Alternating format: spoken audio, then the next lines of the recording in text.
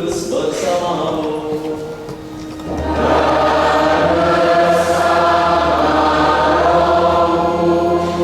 Romo, frater, suster, bapak, ibu, saudara-saudari terkasih, teman-teman pemuda dan adik-adik yang dikasih Tuhan, selamat pagi. Hari ini kita merayakan Minggu Paskah keempat, Minggu Yesus Gembala Baik, Minggu panggilan. Dalam gereja ada banyak panggilan.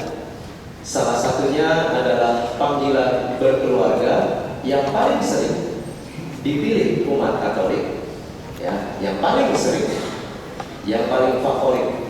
Yang kurang favorit adalah panggilan menjadi imam, bruder, dan suster.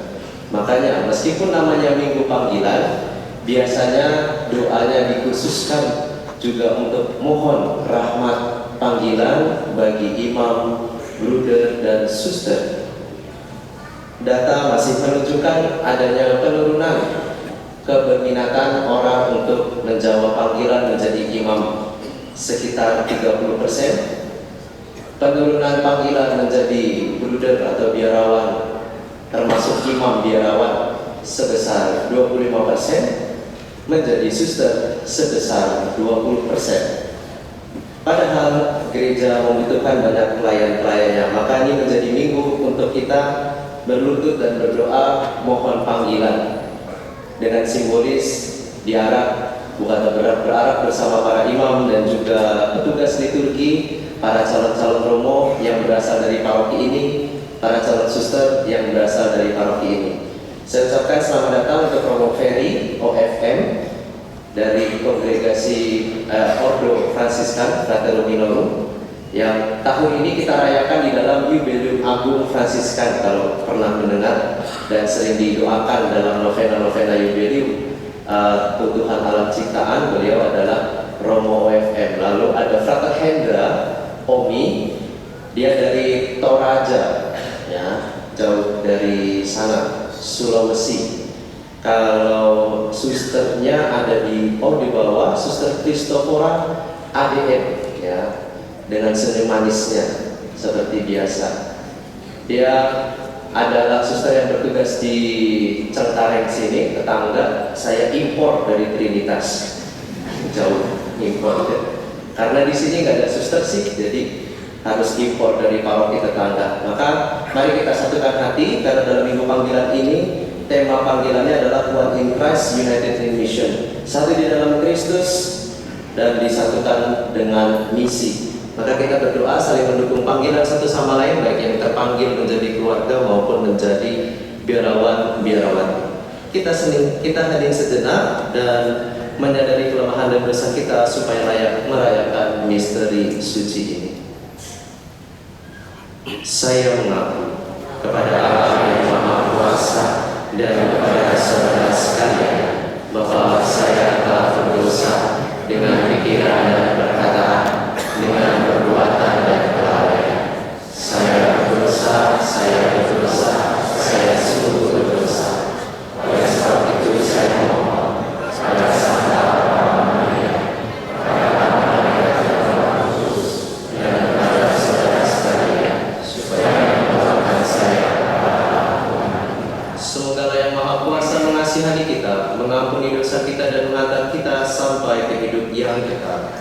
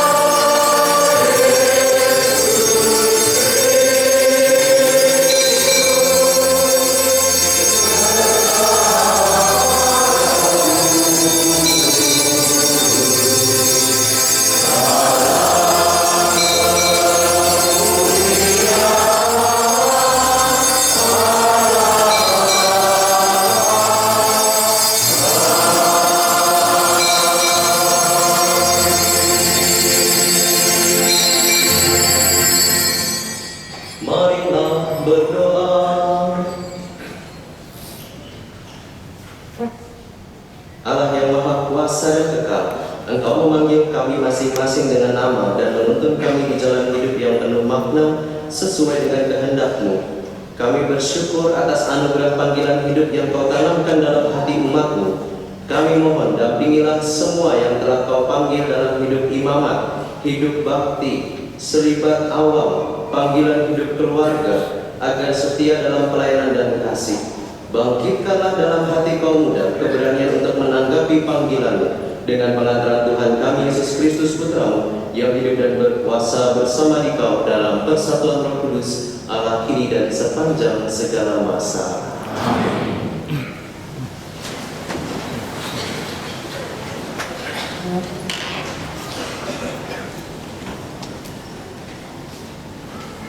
Bacaan dari Kisah Para Rasul. Pada hari Pentakosta, bangkitlah Petrus berdiri dengan ke-11 rasul, dan dengan suara nyaring ia berkata kepada orang-orang Yahudi, "Seluruh kaum Israel harus tahu dengan pasti bahwa Allah telah membuat Yesus yang kamu salibkan itu menjadi Tuhan dan Kristus." Ketika mendengar hal itu, hati mereka sangat terharu. Lalu mereka bertanya kepada Petrus dan rasul-rasul yang lain, "Apakah yang harus kami perbuat, saudara-saudara?"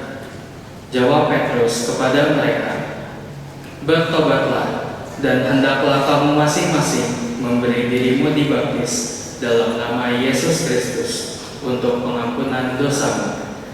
Maka kamu akan menerima karunia Roh Kudus.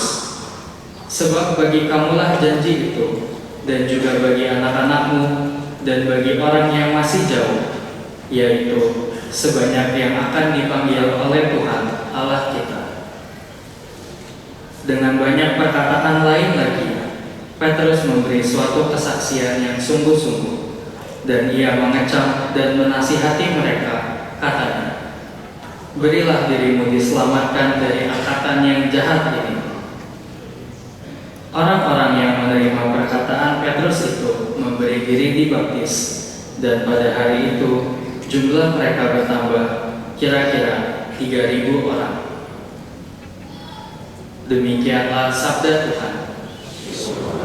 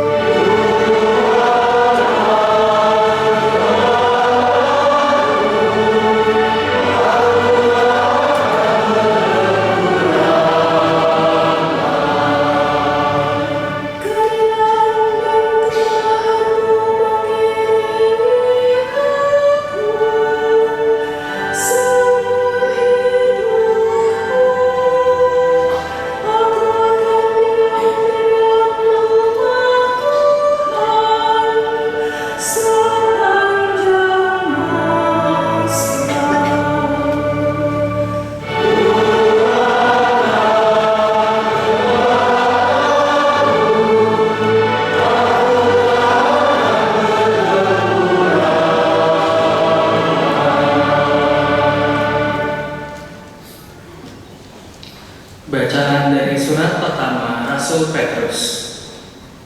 Saudara-saudara terkasih, jika kamu berbuat baik dan karena itu harus menderita, itu adalah kasih karunia Allah.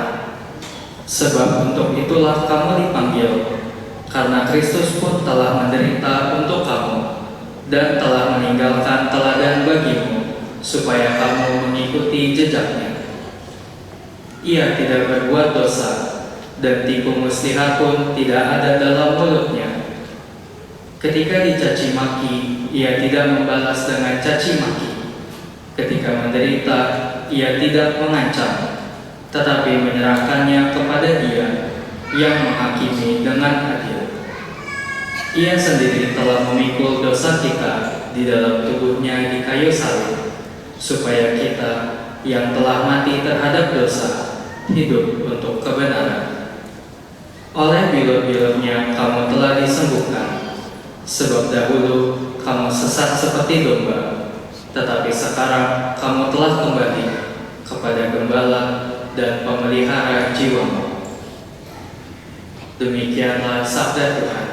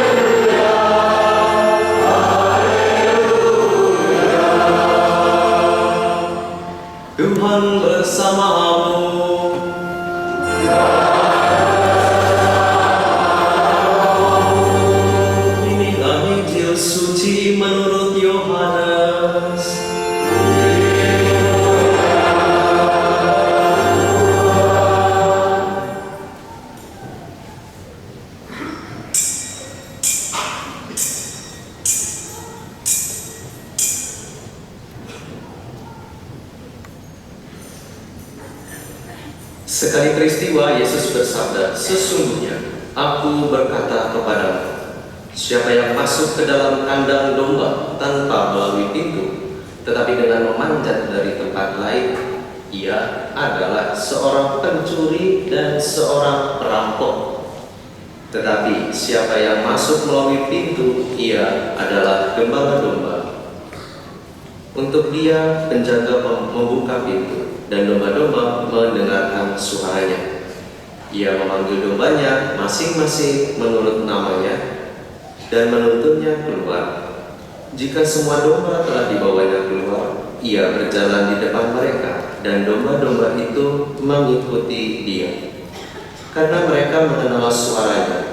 Tetapi seorang asing pasti tidak mereka ikuti, malah mereka akan lari dari orang itu, karena suara orang-orang asing tidak mereka kenal." Yesus mengatakan kiasan ini kepada mereka, tetapi mereka tidak mengerti apa maksudnya. Ia berkata demikian, karena itu Yesus berkata lagi, "Sesungguhnya Aku berkata kepadamu, Akulah pintu bagi domba-domba itu.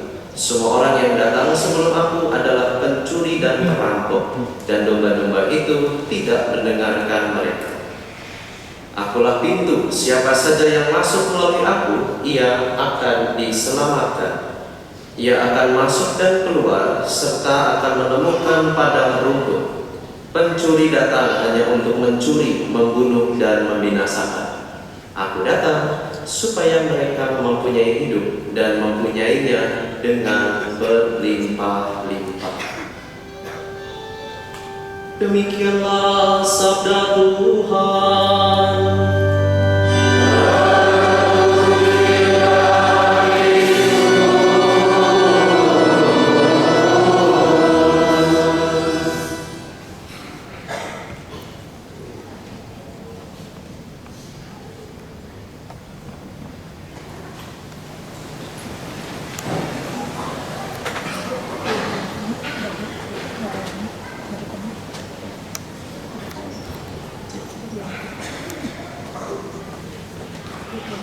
Romo, suster, bapak ibu, saudara-saudari terkasih, adik-adik terkasih, hadirnya dulu. Coba hari ini hari Minggu Paskah keempat, hari Minggu apa tadi? Tunjuk tangan. Wih, siapa yang dulu? Coba sini nak, sini, jangan takut. Enggak Romo lagi, sini. Nah, cakep. Siapa nama? Sini, maju dikit. Kita maju dikit. Oke, boleh kenal enggak? Ya. Namanya siapa? Evan kelas berapa? 4. Sekolahnya di mana? Santo Kristoforus. Jadi hari Minggu Paskah 4 adalah minggu panggilan. luar biasa. Tepuk tangan. Ya. Besok mau jadi Romo nggak? Mau. Terima kasih Tuhan. Oke. Cocok. Luar biasa. Kok langsung jackpot saya jadi? Kayaknya langsung tutup aja khotbahnya ya. Nggak usah dilanjutin. Langsung happy. Ya. Minggu panggilan. Nah, tadi sebutannya lagi ada satu lagi minggu. Apa ayo tunjuk tangan anak-anak boleh. Orang tua jangan udah nikah dulu. Tadi Minggu Paskah keempat, Minggu panggilan, satunya lagi minggu apa? Aduh, Minggu Gembala Baik ya. Hari ini kita merayakan hari Minggu Gembala Baik. Maka meskipun ini panggilan yang ada dalam gereja dan semuanya diperkenalkan, yang berkeluarga ya, yang mungkin sering dipilih orang, maka lebih banyak kita akan perkenalkan panggilan yang lain di minggu yang khusus ini. Maka saya undang Romo Ferry, boleh diambil mic-nya Romo? Nah, kita kerjain Romo juga. Moga Romo, kesini Romo. Ya. Romo Ferry ini gini-gini apa internasional Romo? Buongiorno Padre. Buongiorno. Come stai? Bene. Wes, udah kayak ngomong sama Paus Fransiskus kan? Karena beliau ini adalah dari Ordo Fransiskan. Romo silahkan memperkenalkan diri, nama, asalnya dari mana, Ordo apa, ya, kaul kekal kapan, bisa kapan? Bapak Ibu Saudari, perkenalkan nama saya Thomas Ferry Soeharto dari Ordo Fratum Minorum, atau disingkatnya OFM, atau dikenal dengan para Fransiskan. Saya sendiri asli dari Yogyakarta, dari Paroki Bintaran, dari kota bukan Jogja Kebelingan ya. Dan Ordo Fransiskan atau OFM itu didirikan oleh Santo Franciscus 800 tahun yang lalu, lalu berkembang dan sekarang menjadi 3 ordo besar, yaitu OFM, lalu OFM Kapusin dan OFM Konventual. Kalau kekalnya kapan? Saya kalau kekal tahun 2000, Tabisan 2002. Tabisan 2002. Karena 24 tahun. 24 tahun imamat luar biasa. Terima ada yang kelihatan nganggur. Kata sini ada kamu. Sini. Kita perkenalkan dulu ya. Brother. Silakan memperkenalkan diri, nama, asalnya dari mana, dari kongregasi apa? Masuk komika, ya masuk ketahuan nih dari kongregasi. Ya pokoknya gitulah. Baik Bapak Ibu, saudara-saudara yang terkasih, rekan-rekan muda, adik-adik, perkenalkan nama saya Yurinus Mahendra Malangan, akrab disapa Frater Hendra. Asal saya dari Tanah Toraja, Sulawesi Selatan. Saat ini saya sedang menempuh pendidikan di Seminari Tinggi UNI Wisma Dhammasena Yogyakarta. Di sana saya bersama dengan para frater yang lainnya menempuh pendidikan bersama dengan romo-romo OMI. Jadi singkat cerita, saya adalah frater OMI. Betul juga sih. Belum dijelasin OMI apa. Oke. Dan takutnya umat SMI taunya OMI itu apa, kita nggak tahu. Siapa tahu ya. Udah di SMI masih nggak tahu OMI itu apa ya. Terlalu ya OMI ya. Baik, OMI itu singkatan dari Oblat Maria Immaculata. Dan saya mengenal OMI itu ketika saya masuk dalam seminari, baru masuk ke OMI, mengenal apa itu OMI. Dan pertama kali kenal OMI dari Romo Pras. Waktu itu sekedar scroll TikTok, tahu-tahunya dapat Romo Pras yang sedang promosi panggilan, tampilkan formulir-formulir. Jadinya saya juga tertarik ikut masuk begitu. Terima kasih Mas Hendra, tepuk tangan. Jadi kalau ditawarin formulir itu langsung diisi kayak kata Hendra. Kalau alamat SMP itu ditawarin formulir kabur. Heran saya. Oke, nggak lengkap kalau cowok semua. Mari suster berdiri ya. Ini kita suster improt dari Trinitas Paroki. Sini ya. Biar kelihatan suster. Oke, silakan suster memperkenalkan diri, nama, lalu kongregasi apa, kalau Natalnya kapan. Terima kasih. Selamat pagi Bapak Ibu dan teman-teman seluruh. Saya Sister Christophora ADM. ADM artinya amal kasih darah mulia. Kemudian saya ini dari Yogyakarta, Jetisarjo. Ya, dan dari Jogja semua. Dari Jogja. Kemudian saya tahun depannya tahun 2006. 2006. Oke, tepuk tangan. 20 tahun, 20 tahun setia tidak keluar, ya hebat. Nah, sekarang kita mulai dari satu cicuk belakang kuncup. Suster dulu deh. Kenapa mau jadi suster? Saya ingin jadi suster karena saya waktu itu lihat brosurnya ADM itu ada guru di NTT dan saya pengennya jadi guru di NTT, Nusa Tenggara Timur, itu di Sumba. Memang betul, terus kemudian saya masuk dan saya jadi guru di sana. Untuk anak-anak yang putus sekolah terutama waktu itu. Nah, kenapa kalau mau jadi guru kenapa nggak ikut kuliah pendidikan guru aja? Saya pengennya karena kebetulan rumah saya itu dekat di Susteran Adik. Oh. Jadi waktu saya itu mau kor, ikut kor Mudika itu, kami harus menunggu para suster berdoa. Terus hati saya kok rasanya tertarik dengan doanya para suster, kok membuat saya itu jadi tenang. Kemudian ada sesuatu yang bergetar di dalam hati saya. Oke, baik, terima kasih ya. Jadi ada panggilannya, awalnya panggilan menjadi guru, tapi bukan sekedar guru karena melayani sampai ke daerah Sumba sana ya, NTT. Nah, yang belum tahu silahkan googling NTT dan Sumba di mana. Saya juga nggak tahu Sumba kalau nggak kenal suster ADM soalnya. Tahunya taman mini aja. Oke, sekarang coba kita tes fraternya dulu. Kenapa mau jadi misionaris OMI? Kan kita masih frater ya, belum jadi romo. Kenapa mau jadi romo OMI? Ketertarikan saya ingin menjadi romo OMI sebenarnya awalnya cuma iseng-iseng aja. Karena sebagai anak muda waktu itu bingung mau jadi apa. Ketika selesai SMA, nah di situ saya menemukan bahwa waktu kecil ternyata saya tertarik melihat romo-romo membersihkan piala ketika perayaan Ekaristi, dan saya juga tertarik memperagakan itu.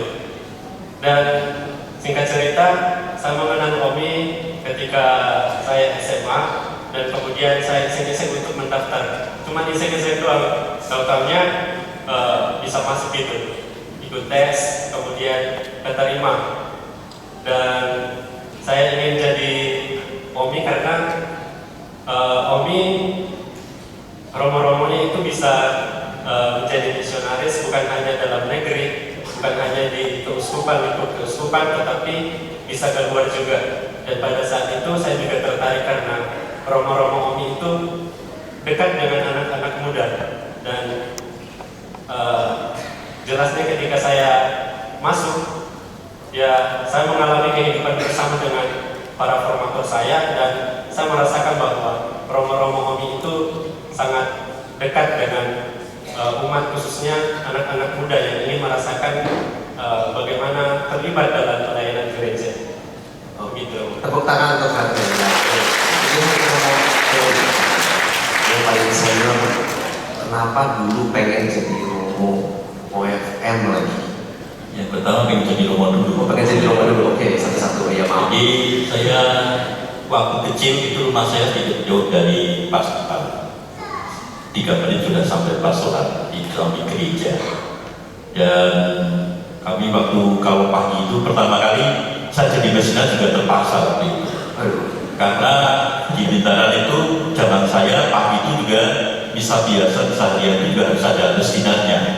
Kalau nggak ada mestinan, romonya cari, karena rumah saya paling dekat, romo datang bangunin saya. Lalu bapak ibu marah-marah, kamu bikin malu. Akhirnya saya jadi mestinan. Lalu aku jadi mestinan, ya dekat dengan romo, ya waktu itu romonya baik, tidak galak. Lalu saya banding-bandingkan, wah dengan bapak dan jadi romo itu lebih happy romo ya. Bukan bapak saya happy, bapak saya itu happy juga, tapi happy-nya musiman.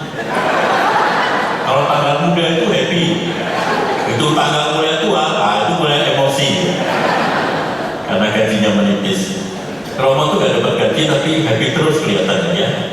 Dan lalu ya gembira terus, dan saya merasa wah lebih jadi romo happy terus, gak seperti bapak saya. Keluarnya saya jadi romo, tapi panggilan saya itu memang panggilan yang biasa-biasa, ya dipanggil dengan cara yang lemah lembut, tidak seperti Paulus yang jatuh dari kuda dulu ya. Jadi kali datang dengan juga, meskipun SD saya kemudian aktif di Mestinar, terus ingin jadi romo. Waktu SMP masuk SMP negeri karena yang murah, kemudian saya tidak lagi aktif jadi Mestinar dan lupa panggilan, mulai pacaran. Jadi di romo nanti akhirnya bukan karena nggak laku, sudah laku bulan peserta. Approve. Qualified. Jadi lalu entah bagaimana waktu minggu Pentakosta itu tiba-tiba saya merasa terpanggil untuk jadi imam lagi. Saya tidak bisa mau jadi imam kok, lupa sekarang mau jadi imam. Gitu ngomong sama pastornya marah-marah. Kamu dari dulu mau jadi imam, ada pendaftaran seminari, kamu tenang-tenang saja. Sekarang sudah tutup pendaftarannya, sudah tutup ujiannya, malah mau jadi imam. Nah, lalu paroki waktu itu cari-cari mana seminari yang masih buka untuk bisa tes gitu. Untuk masih ada satu seminari yang mau tes besoknya. Jadi malam itu sudah langsung, kamu besok pagi pokoknya pergi untuk tes seminari. Belum daftar tapi langsung tes seminari. Dan saya bingung waktu tes, ya salah-salah aja, ternyata diterima. Maka makin yakin jadi romo dan masuk ke seminari Bogor waktu itu. Karena di pertunjukan sudah tutup semuanya.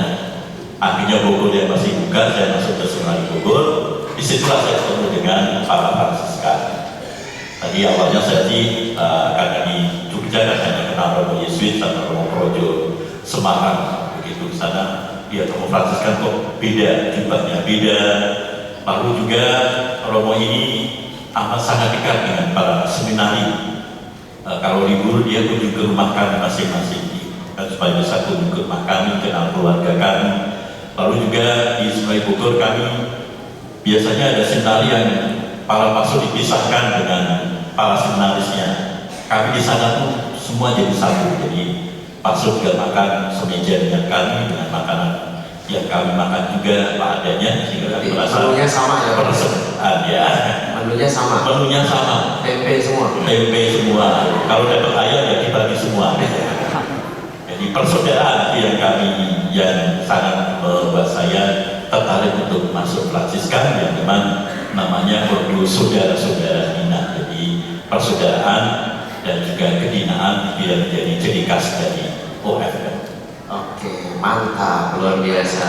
Nah, yang belum ini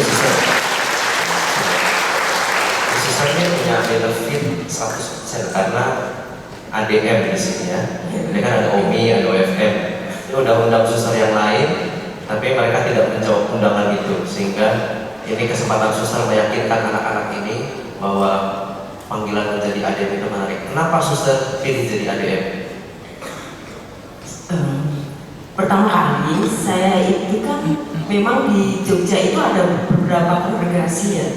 Tapi ketika saya pergi ke gereja, itu yang menggetarkan hati saya itu ADM.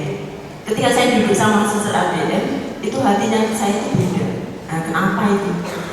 Satu, karena saya itu melihat ya, kalungnya suster ADM itu cantik loh. Coba lihat.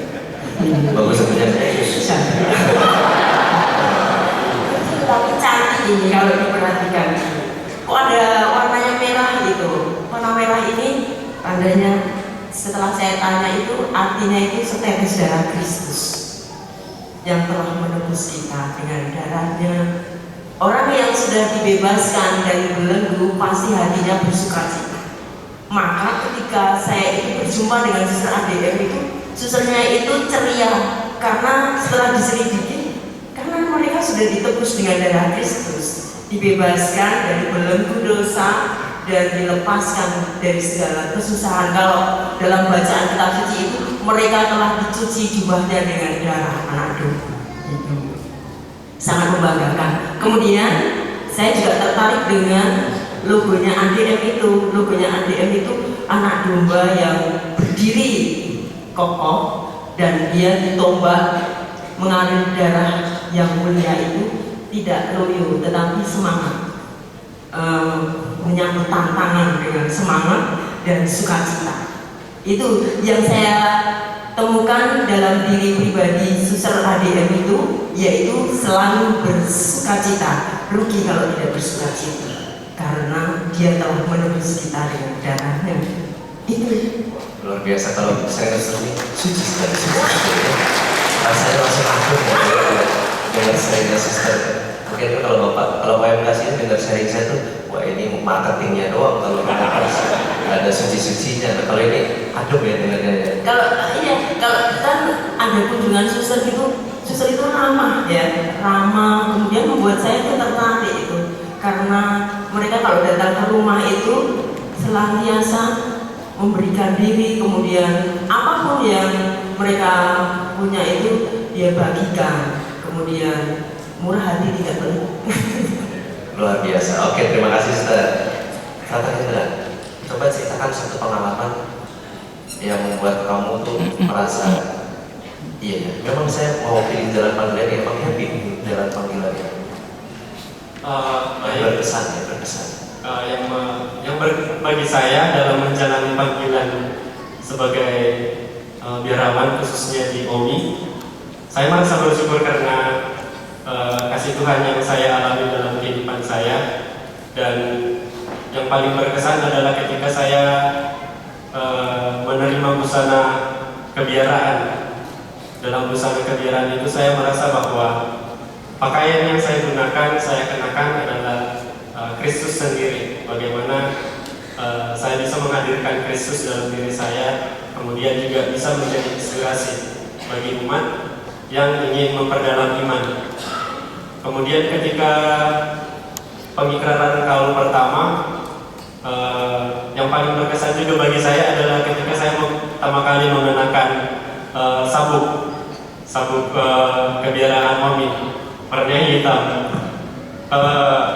Waktu pertama kali menggunakan ini, saya merasa bahwa ada yang perlu begitu, terutama sebagai anak muda yang juga ya memang masih sangat manusiawi, ingin juga merasakan bukan Iya. dari nah ini yang membuat saya bahwa dengan menjadi OMI saya bangga bahwa dengan adanya sabuk ini saya merasakan bukan pelukan yang biasa-biasa saja, tetapi pelukan yang mengalirkan energi yang positif bagi diri saya sendiri, kemudian juga memberikan inspirasi bagi orang lain, terutama rekan-rekan muda, cowok-cowok, adik yang terkasih yang merasa terpanggil menjadi imam, kemudian ingin mengenakan Kristus dalam kehidupan sehari-hari. Bagi saya, ini adalah inspirasi yang paling berkesan bagi saya. Bagaimana Kristus itu merangkul saya, memeluk saya untuk tetap setia dalam panggilan. Begitu. Amin. Terima kasih. Ya. Jadi Bapak Ibu ya, waktu saya jadi kakak kelasnya mereka itu, dulu kalau jadi Omi itu kan jubahnya kayak perdiaman gini nih, agak putih itu kan. Nah supaya mereka semangat tuh saya segini-gini terus. Antara kesel sama semangat nggak tahu, tapi akhirnya ketika dapat busana biaranya Omi, mereka jadi senang ya. Oke, terima kasih Pak Hendra. Nah kalau suster, satu pengalaman menyenangkan menjadi suster gitu. Tadi kan panggilannya nggak jadi guru nih ya. Setelah jadi suster dan jadi guru, ternyata apa bedanya? Kalau sekarang udah jadi guru. Kemudian yang menyenangkan memang menjadi suster itu di mana-mana itu dikasih, maksudnya disayang. Siapa yang mau tidak disayang? Semuanya mengasihi. Karena saya yakin bahwa Tuhan itu mengasihi dan menyayangi saya. Pasti Dia Sang Gembala akan membawa saya ke tempat yang berumput hijau. Jadi saya yakin Dia senantiasa menyediakan apa yang saya butuhkan. Saya pergi kemana dan saya tidak membawa apa-apa pun, saya akan disediakan Dia. Karena saya yakin Tuhan itu mengasihi saya. Itu keyakinan saya bahwa Tuhan mengasihi saya. Orang lain atau umat beriman pun mengasihi saya. Saya di tengah umat muslim pun mereka juga menyayangi saya. Itu pengalaman saya menjadi seorang suster, itu semua menerima saya dan mengasihi. Orang yang dikasihi itu akan tumbuh dan berkembang. Apapun yang ada di dalam dirinya akan tumbuh dan akan muncul. Kalau kita lihat Frater biarawati yang tadinya nggak bisa musik, ketika masuk menjadi biarawati, itu kok dia menjadi penyanyi atau pintar musik ya, gitar ya. Sampai kita juga suster. Iya. Mas Betot? Ya. Oh enggak. Oke, ini sekarang kita geser ke ini Romo Ferry. Tadi soal cerita Romo Ferry menarik itu, membuat saya ide gitu kalau misa pagi gitu ya. Jadi Will siap-siap kamu Will, rumahmu dekat gereja soalnya. Ya, siap mungkin kamu sampai mau jadi Romo nanti. Ada pengalaman apa yang ingin kamu bagikan ke teman-teman kaum muda ini yang kiranya memastikan ya saya senang jadi imam, saya bahagia jadi imam. Ya, saya merasa gembira dan tidak akan meninggalkan rumah saya meski pacar saya balik lagi gitu. Saya Kasih. dia dulu pergi balik ke Australia karena dia mau ke New Zealand waktu itu. Jadi, tapi saya sudah ketemu lagi lewat Facebook, lewat WA, tapi tetap saya, kalau diulang lagi saya tetap mau jadi imam. Salah satu atau beberapa hal yang buat saya semakin mantap menjadi imam adalah pengalaman ketika bertemu dengan beberapa suster, beberapa frater yang mengungkapkan, Romo terima kasih dulu pernah memberi retret kami, lalu kami merasa saya waktu itu mau mundur, mau keluar sudah jengkel, tapi begitu mendengar mengikuti retret Romo, saya semangat lagi dan saya tidak jadi keluar. Lalu saya semakin teguh masuk dalam biara saya. Ada juga yang merasa ditolong dengan permenungan-permenungan itu untuk kemudian, saya meskipun dari suster waktu itu atau jadi frater, sebenarnya masih banyak dosa, tapi saya lalu tergerak untuk saya mulai bertobat dan sungguh-sungguh. Berbagai kesaksian-kesaksian dan beberapa suster Romo yang dia pernah bersama saya beri retret itu membuka, ya pertama bukan berarti saya lalu wah siapa pemberinya, karena saya sudah belajar di satu Asisi itu tidak menjadi sombong, karena setiap kebaikan apapun itu pasti berasal dari Tuhan, tapi kita ikut bersyukur bahwa Tuhan itu memperkenan saya untuk ambil bagian dalam karya keselamatannya, ikut menggerakkan hati orang sehingga dia teguh dalam iman, semakin setia, tidak jadi keluar, tidak jadi kemudian berbuat jahat. Itu membuat saya merasa menjadi pribadi yang semakin bermakna karena Tuhan berkenan untuk melibatkan saya dalam karya keselamatannya. Juga waktu saya ketemu anak-anak panti asuhan, saya hadir di sini juga karena ingin memohon dana untuk anak-anak panti asuhan Yesus Putra, Yesus juga. Nah, beberapa kali saya ketemu anak-anak itu, meskipun ya saya tidak bisa memberi apa-apa, tapi mereka merasa gembira karena mereka tidak pernah ketemu dengan figur bapak, figur keluarga, dan ketika ketemu dengan kami, dengan saya, bisa bercanda, bisa mereka merasakan bahwa oh, saya bersyukur karena Tuhan beri romo bapak yang baik, sehingga saya merasa gembira. Saya tidak merasa sedih atau merasa ya bahwa saya ini terlahir dengan tidak ada keluarga, tapi saya rasa sekarang saya sudah mendapatkan keluarga, teman-teman yang mereka bahagia dan bisa kemudian tumbuh menjadi anak-anak yang baik dan mandiri. Saksian-saksian sederhana, kegembiraan-kegembiraan mereka yang berjumpa dalam pelayanan saya, itulah yang meneguhkan saya sebagai imam. Luar biasa, terima kasih Romo. Ini terakhir di luar briefing yang tadi, karena saya kepikiran satu hal yang bikin kepala saya pusing kalau dari panggilan ya. Di paroki ini selama saya bertugas, saya mendoakan 2 keluarga yang melarang anaknya jadi suster, ya, 4 keluarga yang melarang anaknya menjadi imam, ya. Jadi keluarga ini lagi saya novinain pagi, siang, malam sampai Tuhan membongkar kedegilan hati mereka ya, sebagai angkatan yang jahat kalau di bacaan pertama ini. Tapi juga sepertinya ada tren di mana keluarga-keluarga zaman sekarang tidak memperkenalkan kepada anaknya hidup panggilan menjadi imam, bruder, atau suster. Sekarang dari suster dulu aja ya. Punya pesan apa untuk orang tua ini yang modelan-modelan begini ya? Bapak Ibu tidak usah takut. Kalau Tuhan sudah memilih anaknya Ibu menjadi biarawan atau biarawati, Tuhan akan menjamin hidup kita. Dia senantiasa akan memberikan yang terbaik di dalam hidup kita. Dan anak kita itu tidak dibenci siapapun, dia akan diterima siapapun. Siapa orang tua yang tidak bangga kalau anaknya diterima oleh siapa saja, dicintai oleh siapa saja, dan memberikan keselamatan bagi banyak orang dengan kehadiran putra-putri Bapak itu. Jadi jangan takut, Tuhan sudah menyediakan yang terbaik. Ingat, Tuhan itu kalau sudah memilih, tidak ada orang yang dapat menghalangi. Terima kasih. Terima kasih. Baik, dari saya, kemungkinan saya tidak memiliki pesan apa-apa, tapi saya hanya memiliki satu pengalaman yang mungkin bisa membuat pandangan Bapak Ibu untuk bisa mengizinkan saudara-saudara kami terlibat panggilan ini. Saya juga berasal dari keluarga yang bukan Katolik.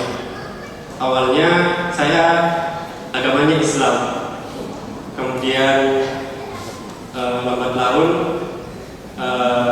saya menjadi agama Kristen, sempat dibaptis juga di agama Kristen. Tapi kemudian ketika kelas 2 SD, saya punya keluarga angkat. Saya diangkat menjadi seorang anak. Jadinya saya anak yang bungsu, anak ke-10 dari mungkin hitungannya 10 bersaudara begitu. Nah, kebetulan keluarga angkat saya ini adalah Katolik. Nah, inilah yang membuat saya merasa tarik ketika berada dalam lingkup keluarga yang Katolik ini, karena dengan nuansa rohani yang sangat Katolik, mereka juga sangat aktif dalam gereja. Tanpa berkata apa-apapun untuk mempengaruhi saya bisa beragama Katolik, mereka hanya bisa bertindak dengan bagaimana kebiasaan-kebiasaan mereka dalam mendalami iman sebagai orang Katolik. Nah, pada saat bergabung sebagai anggota keluarga, dalam keluarga ini, saya tidak langsung juga join ke dalam agama Katolik. Beberapa tahun kemudian ketika saya kelas 6 SD, mungkin 2 sampai 6, berarti 4 tahun, saya menerima pendidikan di orang tua angkat saya yang Katolik, yang kemudian itu yang membuat saya perlahan-lahan merasa terpanggil. Pertama-tama terpanggil untuk menjadi orang Katolik, karena pada saat di gereja, karena stasi jarang ada kunjungan romonya, di situ saya merasa bahwa kemungkinan karena pelayanan gereja sebagai romo itu sangat dibutuhkan, dan saya merasa bahwa apakah mungkin saya bisa mengisi atau bisa menjadi romo untuk orang-orang Katolik. Sementara pada saat itu posisinya saya juga belum Katolik. Kemudian saya ceritalah sama orang tua saya. Kemudian mereka bilang bahwa kalau semisal kamu terpanggil ingin menjadi seorang romo, kamu harus Katolik dulu. Kamu kan belum dibaptis sebagai Katolik. Posisinya kamu sekarang masih beragama Kristen. Terus masa lalumu juga agama Islam. Kemudian saya bilang, saya merasa mantap. Kemudian dalam beberapa saat kemudian saya dipersiapkan menerima sakramen baptis, dan di situ perlahan-lahan saya menyatakan niat saya. Kemudian ketika ditanya di sekolah mau jadi apa, saya spontan dan mantap menjawab bahwa saya ingin jadi romo. Kayak Evan tadi gitu ya? Ya. Kemudian tantangan yang selanjutnya adalah izin kepada orang tua kandung saya, yang posisinya juga macam-macam, karena satu-satunya juga yang agama Katolik. Saat setelah saya dibaptis, ya hanya saya yang Katolik, dan kecil kemungkinan untuk menerima restu dari kedua orang tua saya karena mereka non Katolik. Bapak saya yang Islam, kemudian mama saya yang Kristen. Satu tantangan yang berat bagi saya waktu itu karena mereka mengusulkan kamu ambil jalan yang tengah-tengah saja. Bagaimana kalau semisal kamu jadi guru agama saja, guru agama Katolik.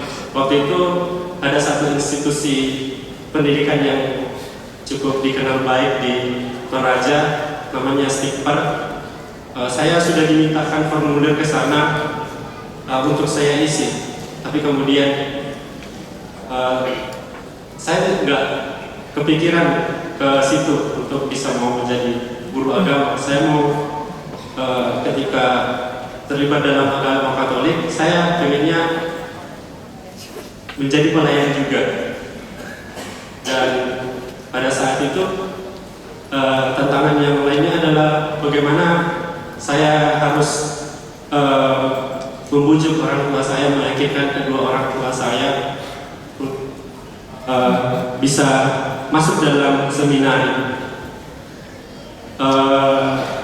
Hal yang saya nggak bisa bayangkan bahwa ternyata mereka berdua mengisi saya, dan pada saat itu yang malah nggak yakin, nggak terlalu sportif untuk mendukung saya adalah orang tua angkat saya.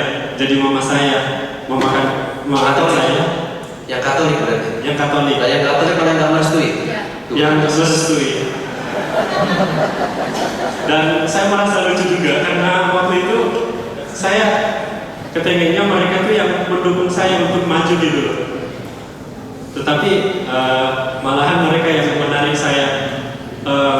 Kamu kan berasal dari keluarga yang non Katolik, kenapa kamu bisa mau menjadi imam? Ini terlalu kontroversial bagi keluarga. Nah, singkat cerita, saya berusaha membujuk orang tua angkat saya lagi, karena sebelumnya waktu konsultasi mau jadi romo itu sama kakak angkat saya. Nah, sementara mama angkat saya yang memperlakukan saya sebagai anak bungsu, tahulah bagaimana posisi anak bungsu waktu itu, pastinya ingin selalu berada di sisinya mama waktu itu. Dan singkat cerita,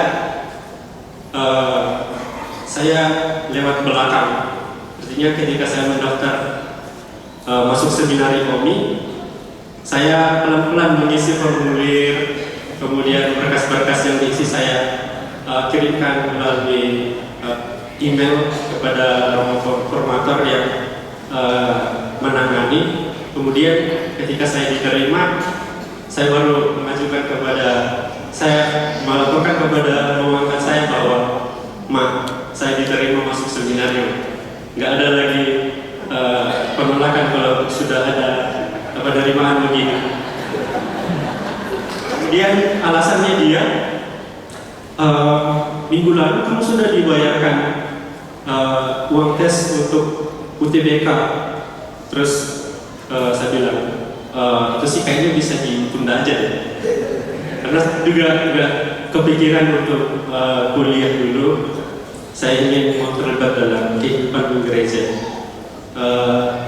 Jadi atau enggak tergantung mama mendoakan saya juga. Saya ingin berusaha untuk meyakinkan keluarga, dan saat ini saya hanya minta restunya. Begitu. Kalau dari saya sih nggak ada pesan apa-apa untuk minta restu. Selamat siang Romo Pras, Romo Peri, Suster Christopher ADM, Frater Hendra Omi. Kami dari sisi panggilan mengucapkan terima kasih atas kesediaan Romo Prasojo, Romo Peri memimpin misa minggu panggilan pada siang hari ini. Misa minggu panggilan ini adalah yang ke-63, dirayakan oleh seluruh keuskupan di Jakarta, Indonesia, dan di seluruh dunia. Dan ini adalah yang ke-63 dirayakan misa minggu panggilan kita. Dan juga kami mengucapkan terima kasih kepada para kepala sekolah, guru agama dari Sekolah Kristoforus, Sekolah Bina Kusuma, Sekolah Santo Paulus, dan Sekolah Citra Kasih. Nanti setelah selesai misa, anak-anak, guru, kepala sekolah, kita foto bersama dengan Romo, Suster, dan Frater. Mohon izin sebentar Romo, 1-2 menit. Kebetulan pada siang hari ini, seperti tadi Romo Prasojo mengatakan, kita ada umat SMI yang sudah menjadi Romo, yaitu Romo Gregorius Wilson Projo. Dan ini adalah kesaksian dari orang tuanya. Kita dengarkan. Ibu Icu ini adalah mama dari Romo Wilson. Silakan Ibu. Maaf ya Bapak Ibu, mungkin sudah siang. Saya hanya melengkapi tadi wawancara Romo Pras dengan beberapa selibatnya. Saya paham mengapa orang tua jarang merelakan anaknya menjadi romo. Salah satunya mungkin khawatir kalau misalnya anaknya jadi romo ditakbiskan lalu keluar, mungkin akan malu-maluin. Mungkin itu satu yang menjadi ketakutan, mengapa bisa tidak merelakan. Saya hanya ingin membuka pikiran ini. Anak adalah anugerah yang Tuhan berikan kepada kita sebagai orang tua. Mereka adalah titipan. Kita hanya bisa mendidik mereka sesuai dengan waktu yang Tuhan berikan kepada kita orang tua, waktu kebersamaan mereka dengan kita. Mau menjadi apa, kita hanya bisa mengarahkan, bisa memberi pendidikan yang terbaik. Tetapi soal pilihan hidup, tidak usah takut. Kita harus berserah kepada Tuhan. Kalau dia menjadi romo yang baik, kita hanya bersyukur dan mendoakan. Tapi kalau seiring berjalannya waktu, entah apa yang terjadi di depan, entah dia keluar atau menjadi romo yang tidak baik atau apa, itu bukan urusan kita lagi. Ya, jadi kita berserah kepada Tuhan. Kita hanya bisa membantu mendoakan, tapi jangan ada ketakutan, ya. Jangan sekali-kali ada ketakutan. Kita mempersembahkan apa yang Tuhan berikan kepada kita. Jangan menghalang-halangi panggilan Tuhan, karena itu akan berdosa. Tanpa campur tangan Tuhan, anak tidak akan ada dalam kandungan kita. Tidak akan dia hadir dalam keluarga kita. Ya, begitu saja kesaksian saya. Semoga ini membuka pikiran dari orang tua untuk bisa merelakan anaknya dan tidak khawatir apapun, karena semua berasal dari Tuhan dan akan kembali kepada Tuhan. Terima kasih.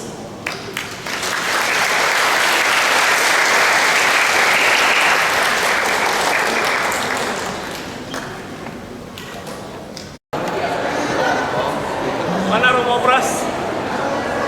Romo Pras. Nanti adik-adik dari Kristoforus dapat tempat.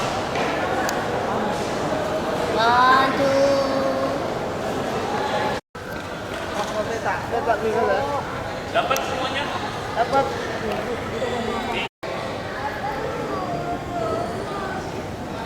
Satu, dua, tiga.